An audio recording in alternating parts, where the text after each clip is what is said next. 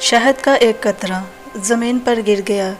एक छोटी सी चूंटी आई और उसने उस शहद के कतरे से थोड़ा सा चखा।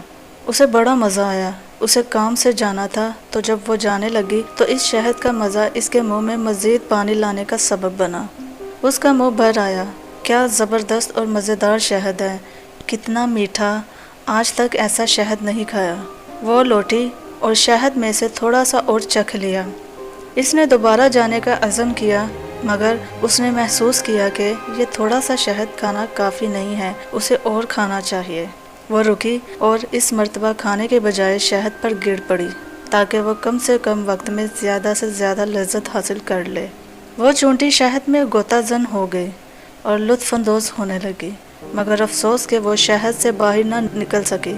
शहद की चिकनाई की वजह से इसके पैर ज़मीन से चिपक गए थे और इसमें ताकत ना रही। वो शहद में रह गई, यहाँ तक कि वो इसी में ही मर गई। इसकी लज्जत अंदोज़ी ने शहद को ही इसकी कब्र में तब्दील कर दिया।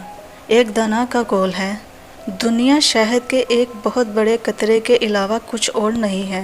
बस जो भी इस कतरा शहद में से थोड़ा और बेकदर कफ़ायत खाने पर इक्तफ़ा करेगा वो नजात पा जाएगा, और जो भी इस शीरीनी में गोताजन होगा हलाकत इसका मुकद्दर बन जाएगी।